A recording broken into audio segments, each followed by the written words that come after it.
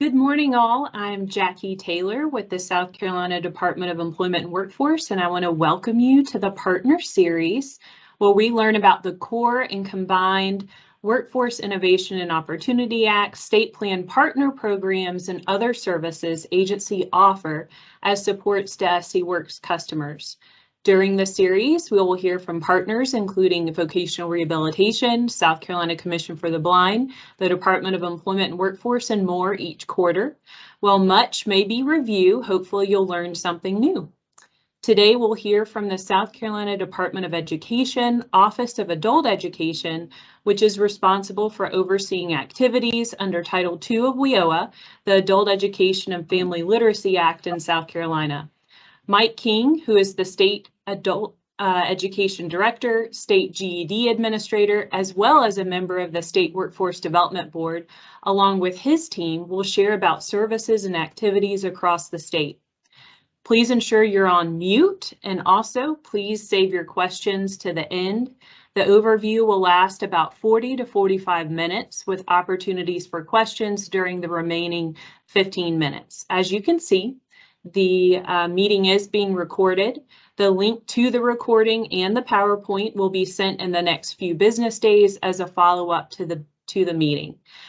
It'll also be placed on SC Works Online Services staff online resources. Mike, I will now hand it over to you to start the overview. All right, good morning, Jackie, and thank you for the introduction. Also presenting with me today are three team members, Harriet Jenneret, Wendy Griffin, and Lakeisha Adams. They'll show up here a little later in the presentation.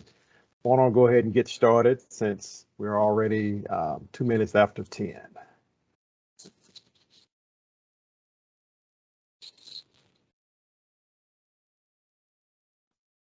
Okay, I want to start out with sharing some information about the profile of South Carolina graduate. This is really the profile for the Department of Education, which includes the Office of Adult Education and local adult education programs across the state. The goal is for individuals to graduate from adult education programs with world-class knowledge, world-class skills, and life and career characteristics that would take them beyond anything that we can share with them during their time in local adult education programs. The mission and vision for adult education, as you can see outlined on the screen, is to assist adults in becoming literate and obtaining the knowledge and skills necessary for employment, self-sufficiency, to assist students who are parents in obtaining the educational skills necessary to move those children forward, and also completing the secondary credential. The vision is for all South Carolina adults to have a high level of literacy that enables them to access needed information, take independent actions, and express ideas and opinions, and keep up with world changes. So that's pretty much the vision and mission for adult education. Again, my name is Mike King. I'm the State Director for Adult Education, and I'm getting ready to provide an overview for the adult education program. This demographic makeup is an age demographic makeup, and across the last 3 school years, local adult education programs have had more than 60,000 students enroll in their programs. And this is the age makeup across the 3 years of those 60,000 students in adult education. As you can see, a 25 to 44 year group makes up, because this is the 3-year period includes this current school year. So the tally is still being added to. But the 25 to 44-year-old age group made up more than 40% of all students served. But if you look at the 16 to 18-year-old and the 19 to 24-year-olds, they also combined, they also make up 40%, more than 40% of the students being served. So if you look at the whole pie, more than 80% of the students that are being served in local adult education programs are 44 and younger. So that's, we knew that figure, but it's always interesting to see the data actually broken out. College and career navigators. So when local adult education programs apply, submit their applications to receive the adult education grant and the 3 grants that will be presented on a little later in this presentation, the requirement is for each of them to have a college and career navigator or someone on staff who has the ability to perform those tasks. And the list below gives a summary of what those college and career navigators do in the adult education program. Assist students with supported service needs. They research the community to find best ways or good ways to assist students when they come into the program. The goal is to have students come into the program and help them get across those barriers that they're facing, which cause them to be adult education students in the first place. So aid the adult education director in staff development and the implementation of career pathways, and also track the progress of the students throughout the process. So the college and career navigator is a very integral part of the local adult education process. Here are some of the career services that the navigator helps with. Also, other individuals in the program help with these career services as well. But transition to post-secondary, some of those items, and this is not an exclusive list, this is just some of the high level, the ones that actually have the most traction on the list. They share college information. They help with the college enrollment application. They often collaborate with the technical college or whatever entity the student is attempting to go into with FAFSA assistance. With transition to employment, they survey local businesses. The goal is to help students figure out where the jobs are, what are the educational requirements for those particular jobs, and then how to connect the dots to get those students latched into moving closer to those forms of employment. And most of this stuff is done with a collaborative effort with many of you that are in this meeting today. They also help with the ASVAB prep testing, soft skills training. About a year, right around a year ago, the North Star package was brought into the adult education fold, and North Star is really proven to be a good resource for local providers to take the students that come through the doors through that process. If you're not familiar with North Star, it's basic computer, internet, Microsoft Word, really the Microsoft Office suite are all a part of that North Star training. And of course, career readiness process. The career readiness process has been on hold since about December, but the career readiness process is a major part of each local adult education's efforts. And then also referrals to and from you guys, the local partners. Here are the tallies for the career services that have been provided over the last school year and year to date, this current school year. The 2021 school year, the majority of programs were virtual, really about 3/4 of the school year.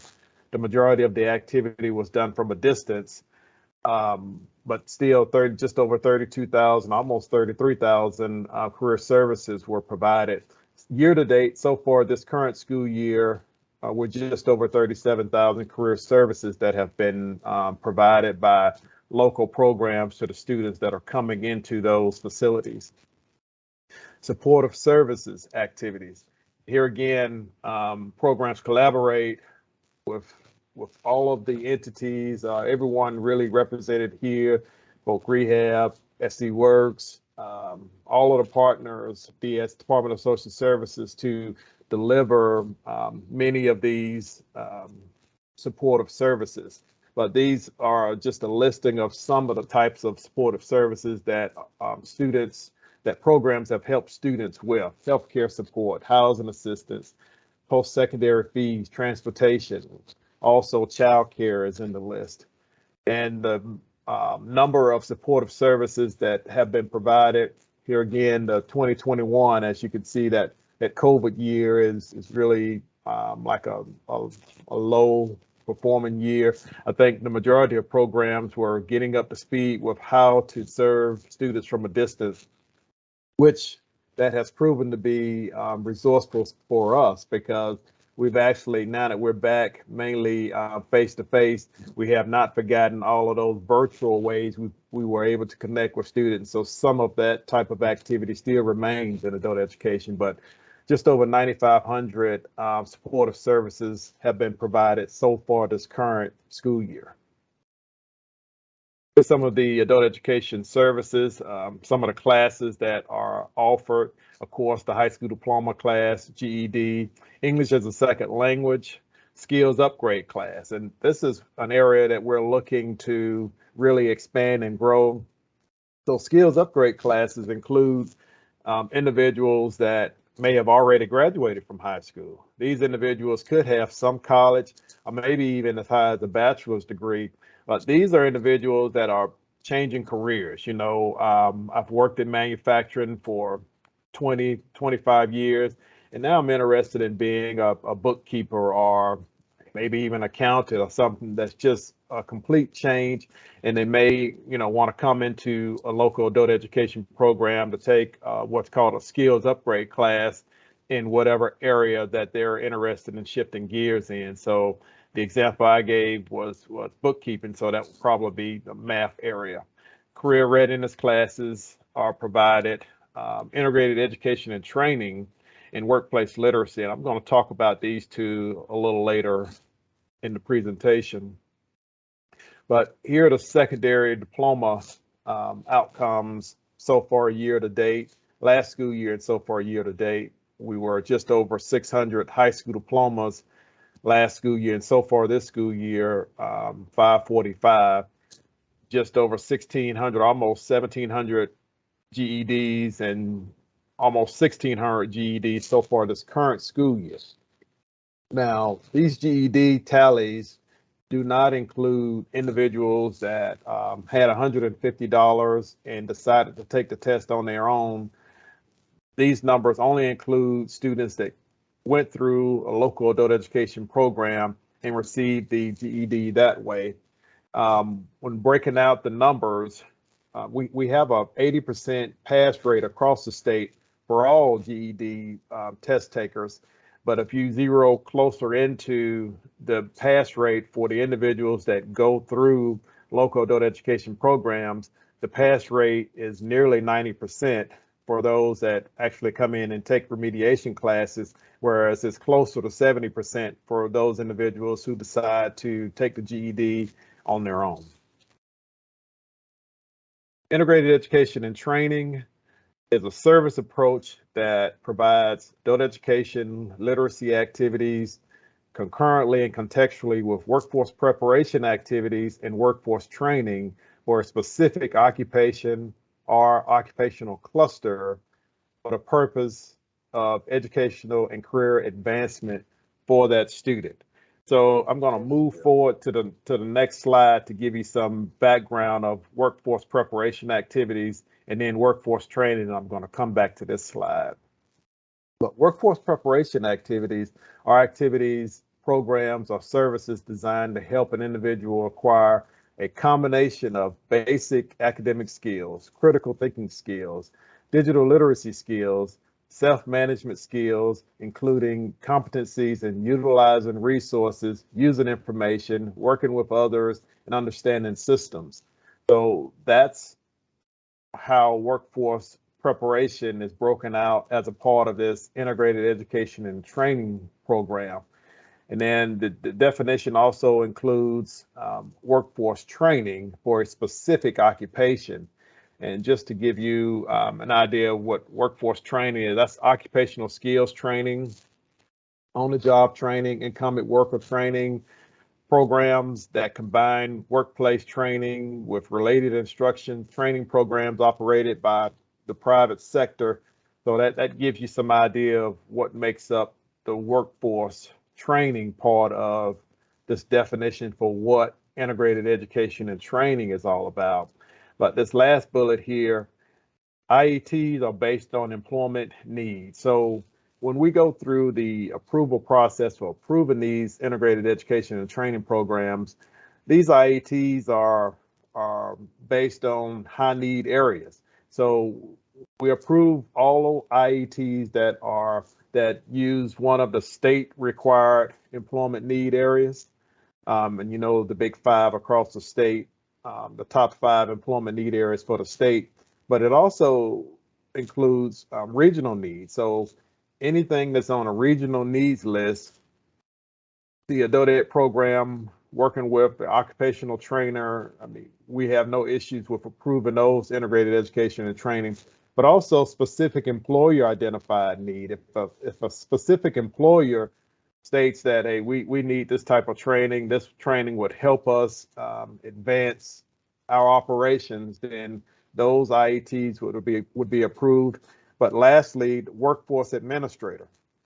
So the workforce administrators across the state, if any workforce administrator identifies a need in their area that may not be a state or regional need, we will work with that workforce administrator along with that local adult education program to develop an IET based on whatever that need may be. So there are the 4 ways that these IETs are approved. So if it's based on state need, regional need, specific employer identified need, or a workforce administrator identifies certain need, then we would definitely work with all of those parties to make sure that these IETs happen across the state.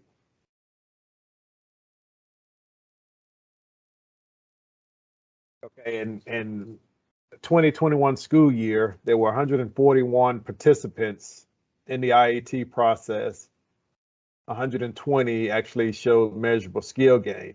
So far this current school year, there are 336 participants and 268 measurable skill gains. So we're definitely trending in the right direction as it relates to these IETs. Workplace literacy, training, and adult education. So workplace literacy benefits both employers and employees. These services are customizable and should be driven by an employer's need for such services. The purpose of workplace literacy is to measurably improve the productivity of the workforce. So currently there are 16 approved memorandums of understandings between local adult education programs and employers in 6 workforce areas across the state. I'm going to show you that list here in a second. But here, these are the areas where the local adult education program works to develop these MOUs with employers with reading comprehension, mathematics, writing, English as a second language are the areas where we work to help employers strengthen or become whatever the need is identified in these areas. We work to help them in these areas. Here's the list that I mentioned a second ago. The programs that are actually responsible for these agreements are on the left.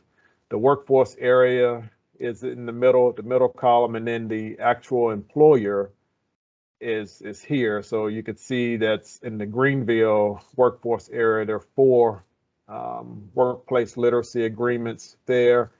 In the Low Country with Beaufort, there's 1. Trident area, there's another 4. In Catawba, there's 1, and then in the PD, there are actually 5 workplace literacy agreements in place this current school year. And here are the workplace literacy numbers.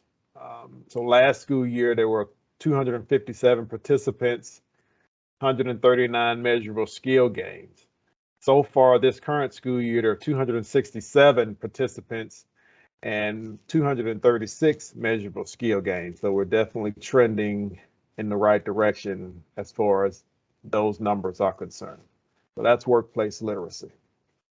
And lastly, I wanted to share about the young adult program across the state. So the young adult program serves individuals 17 to 21 years of age. There are some 16-year-olds that make their way in the program as well, but it's mainly 17 to 21-year-olds. The goal of this young adult YAP program is to show students the light at the end of the tunnel as soon as possible through college and career navigator activity mainly. There are some other activities that the students actually go through, but the main hand is being the main, I guess, the bulk of the work is being done by the college and career navigator. And that person works to quickly show the student or assess the student with their interests, go over employment needs, letting the students know where the jobs are in the county, in the workforce area, because at this age range, if you're talking dollars and money, you really have their attention. So we work quickly to identify what the jobs are. And then once they understand what the jobs are, what are the job requirements? What are the educational requirements for working at this particular company, and then wherever that training is, how can we cover the cost of the training? Could we partner with WIOA or the scholarship funds? Do you have any Pell money?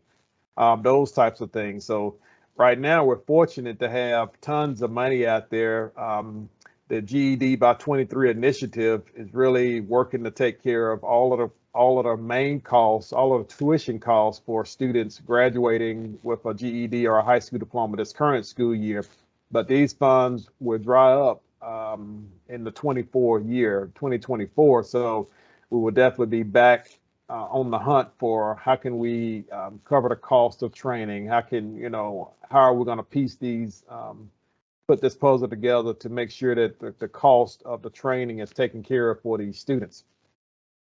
So, but just to give you a little bit of numbers before Wendy Griffin takes over, she has the integrated English literacy and civics education program presentation this morning. But last school year, there were about 4,200 participants. And so far this school year, 4,700.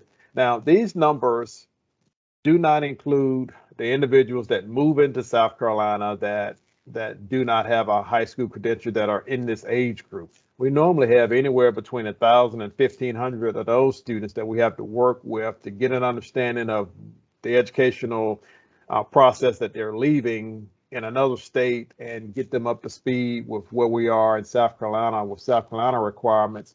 From state to state, there are different number of units required to graduate high school. South Carolina's 24, but some states it's 20, 18. So we have to, programs have to work to get students up to speed to make sure that, they on the right track for success. But as you could see, the measurable skill gains were just over 1,900 for last school year. And so far this school year, we're over 2,000 measurable skill gains. 896 GEDs this current school year, but the tally is still going.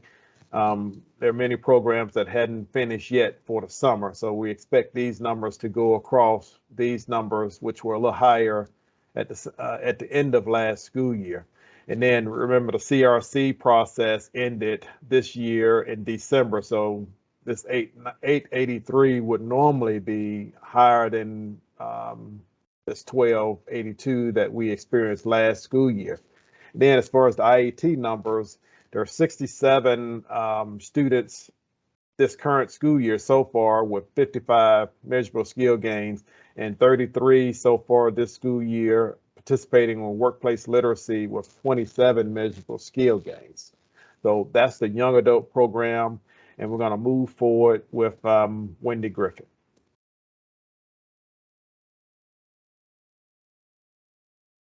Good morning, everyone. Thank you, Mike. I'm pleased to be here today. My name is Wendy Griffin, and I oversee the ILC, the Integrated English Literacy and Civics Education programs in South Carolina. I just want to talk to you about these programs that we offer across the state. The purpose of our ILC programs, that's our acronym is ILC programs, it includes instruction in literacy and English language acquisition and the rights and responsibilities of citizenship and civic participation, and they may include workforce training. The primary goal, the primary purpose is designed to meet the needs of limited English proficient individuals in your local community. So we are here to promote English language services for those whose native language is not English. And the requirements that we have is basically to prepare those English language learners, to place them in unsubsidized employment and in-demand industries. This may sound familiar because this is an overarching goal of adult education. And occupations that lead to economic self-sufficiency. And the second requirement is we need to integrate with the local workforce development system to carry out the activities of this program.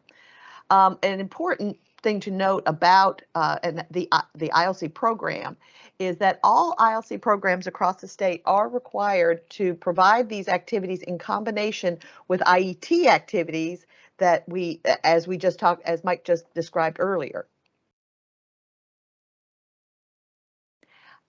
We have three basic goals for our ILC students and our ILC programs. The first one is collaboration and partnerships with work development and other partners in the local area.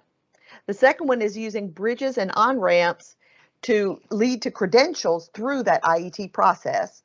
And then the third is teaching English in a contextualized format and connecting those English language learners to appropriate wraparound services in the community. IET services, as Mike mentioned before, are integral to an ILC program. It's imperative that students are enrolled in students that are enrolled in ILC programs have the opportunity to participate in an IET, particularly under the ILC program. This is accomplished by co-enrolling participants in IET programs offered by workforce system partners. And then a final note is that ILC providers, our adult education programs that provide ILC services, they must make that IET program available to all students. But it's important to note that not all ILC students must participate in that IET. It's available to them, but it is not a required part of an ILC program for all participants. This graphic just outlines the programs that we have in South Carolina, our ILC programs. And as you can see, adult education offers ILC programs in each of the 12 workforce areas in South Carolina. This graphic outlines ILC participation in South Carolina over the last 4 years. You can clearly see how the pandemic influenced enrollment. During the 2021 school year, you can see that our enrollment dropped significantly. But we're definitely recovering, and the 2021-22 statistic here is year to date, and we do look forward to that increasing as well this year by the end of the month. While our participant numbers fluctuated, our performance was not heavily impacted.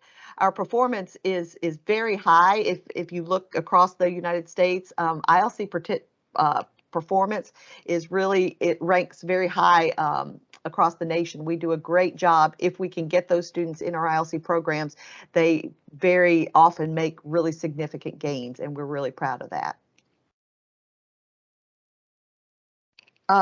However, the IET program participants by ILC students have suffered over the years, particularly during the pandemic, but we're again making a comeback in the current school year. Fiscal year 18-19 on the screen, you can see that our IET participation was very low, but that was the first year of implementation of the current WIOA grant. So you would expect that to have time to grow. And as you can see, during the 1920 school year, it did grow. Then the pandemic hit, and we kind of got knocked at the knees.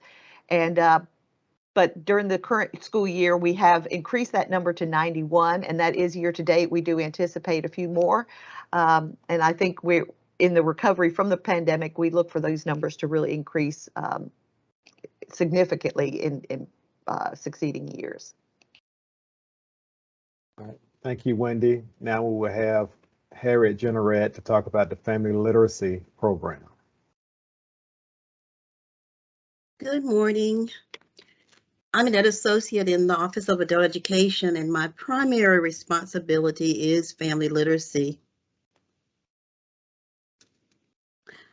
I'm going to share with you how family literacy in adult education is designed to break that intergenerational cycle of illiteracy and unemployment. Okay, let's start out with what is family literacy. And I'm pretty confident that you've heard the term family literacy before, probably many times before. Well, family literacy also involves family engagement, and you'll sometimes hear the term family literacy and engagement. Family literacy is designed to support the parent's role as the parent, and also to recognize that the parent is the child's first teacher, that family literacy jointly addresses the literacy needs of both the parent and the child. And if you look at the third bullet, it also impacts employment barriers. Family literacy is research-based, and it's been around for about 40 years. Okay, here's an interesting fact. Did you know that a mother's reading skill is the greatest determinant of a child's future academic success?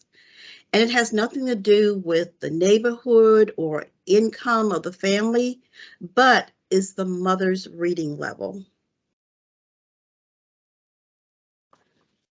Consistent with all of the activities that Mike has discussed so far and Wendy has discussed, we take our guidance from WIOA, and if you look at number 2, that's our primary focus.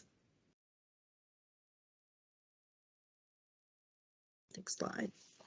So let's talk a little bit about the purpose of family literacy. Family literacy is designed to advance adult learning, literacy and numeracy skills, and again, to support parents and guardians as the very first, and primary teacher of their children. Continued with purposes. For students to obtain a credential, a GED or a high school diploma or a career readiness certificate, and of course to improve the economic outcomes of the family. And remember earlier I said sometimes family literacy is referred to as family engagement. It's also to promote the school engagement and partnerships. Literacy begins early on. Literacy begins prenatally, pre-birth, but as soon as the child is born, literacy should be in full gear immediately after birth. Babies and toddlers who are raised in very supportive environments and very caring home environments, they tend to do better on standardized tests. And research has shown that they are the ones that usually attain those higher degrees. And here's a little bit more research, another tidbit. They also have found that these children are more likely to get along with their peers, to develop friendships, and feel more satisfied in relationships, especially long-term relationships. Okay, back to the parents being the first teacher. Parents are the first teachers. School is the first home. And believe it or not, those first subjects, even soft skills, begin at home. Some of our parents that are enrolled in family literacy, they need just a little bit of support. Some need a lot of support. Some of the parents have those innate abilities to be just really solid, good parents. And then some parents, the skills are there. They just need to have someone help them just kind of tap into those skills. But what family literacy does, no matter where the parent is on the spectrum, they pull in those parents and they build on the strengths of the families, because family literacy is a strength built program. Now, every family has a strength or some strengths, and staff are in a position to find out what those strengths are. They really find out the barriers. They form relationships with the students who are enrolled in family literacy, and they tap in on any barrier and try to help them erase those barriers. Here's another interesting fact. 80% of what we know as an adult, we learn between the age of birth and age 3.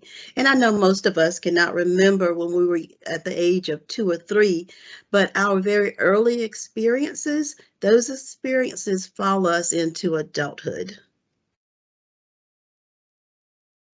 Okay, now this is not a magical number, or it could be considered as a gold standard, but 30 minutes a day, 30 minutes of intentional time spent with a child each day could pretty much eradicate illiteracy in the country. Okay, so how do we get parents to spend those 30 minutes a day? How do we guide them to doing that? There are 4 required components of family literacy. Of course, the adult education component, the interactive literacy component, which some programs use different names for this component, early care and education, and finally parent education. Now, the beauty of family literacy is that parents must be involved in all 4 components at one time.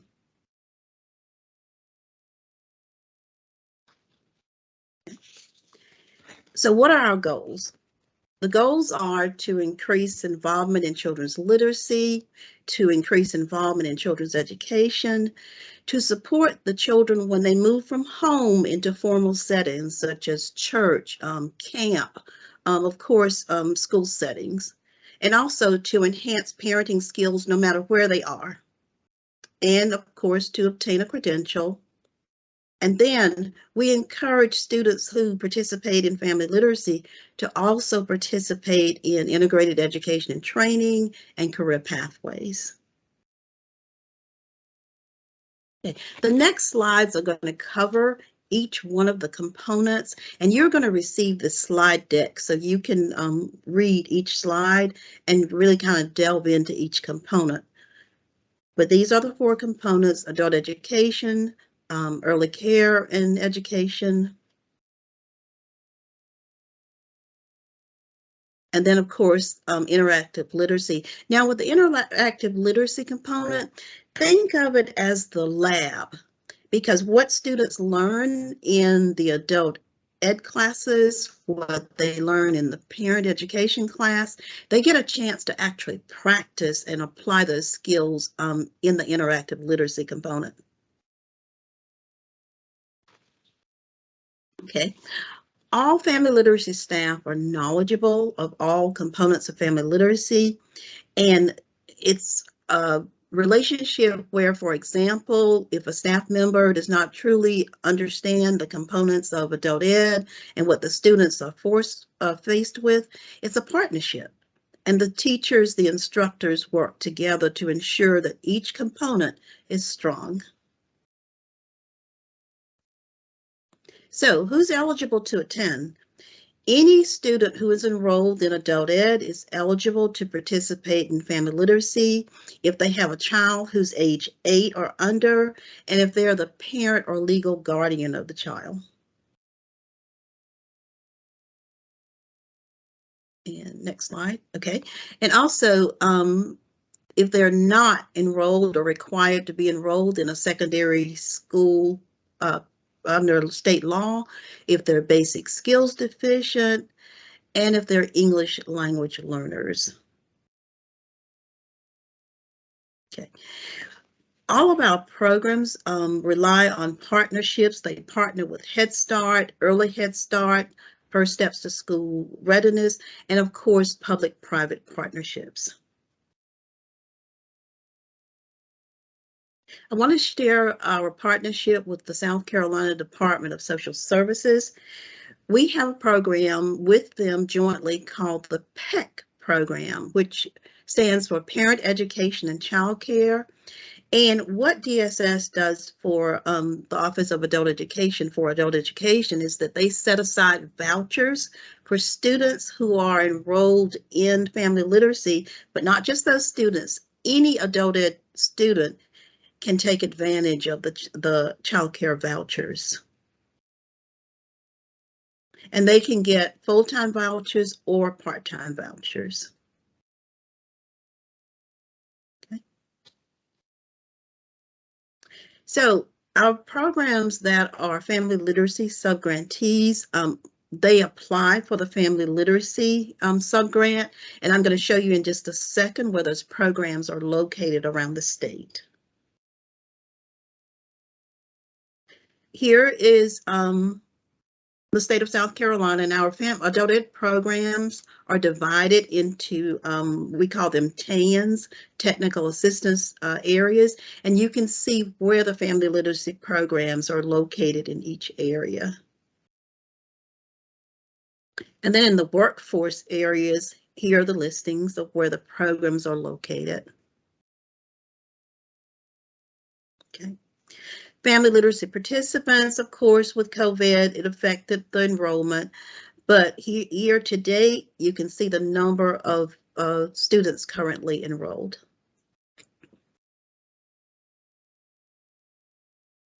Measurable skill gain for our students who are enrolled in family literacy.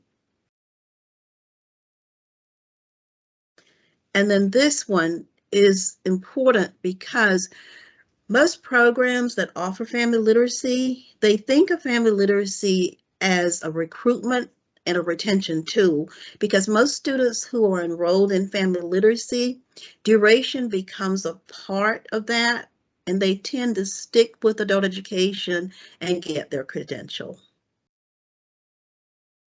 Okay. Thank you, Harriet. Thank you. Next, we'll have Lakeisha Adams to talk about the Corrections Education Grant. Morning. Good morning.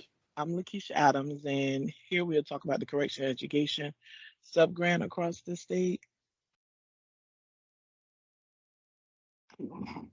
The mission that we've set up is to offer quality learning opportunities in a safe environment that provides support and resources via career pathways for our incarcerated learners so that they can achieve their educational and employment goals, and that will allow them to make a positive impact in society. And this is what we do as like the whole purpose behind offering this funding. Our local adult education programs, they are tasked with providing the educational services for our incarcerated learners. The main two programs are the adult education and literacy activities and the career pathways. And sometimes you will see it as workforce preparation. But based on the needs of the agency, they will also offer special education. Everyone offers transition to reentry in some form. And there's priority enrollment given to those that are within 5 years of release. And we have 5 programs that are receiving the sub-grant across the state: Beaufort County Adult Ed, the Department of Corrections with the Palmetto Unified School District, the Sumter County Adult Ed, and Horry County Adult Education. The other adult ed programs in this list are also providing services for incarcerated learners out of other pots of funding. So it's not, correctional education is beyond the sub-grant. And in the second column, you see how it is allocated based on the workforce areas. Stancy Lynch's has 2 adult ed programs currently working in the correctional area. PUSD, or the Department of Corrections, with them having 21 institutions across the state, they have locations within 10 of the different workforce development boards. And before the final presentation is sent out, I can break that down if that would be helpful. The 4 federal prisons are all in individual workforce development boards also.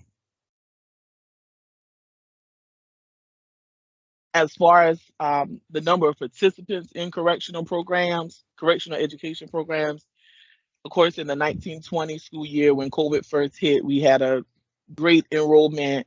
The next year with the lockdowns and restricted movement, it really hurt enrollment, so we went down a lot. But as you can see this year, we are coming back. And then the same trend follows with our measurable skills gain. Okay. And this is our most important slide that refers to you all, the partners.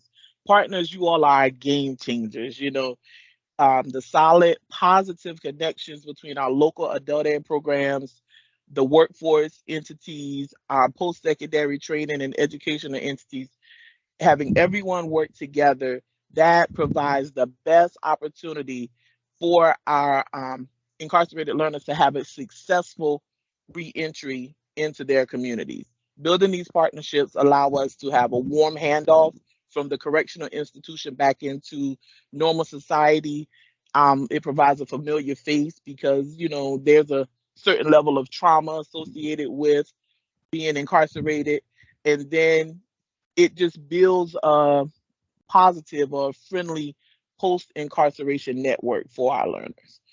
Right now, we do not have any active IETs within our correctional facilities, but we are encouraging our local programs to look into it. And again, that's where you all come in as partners to help build that network so that we can provide more services within the correctional facilities.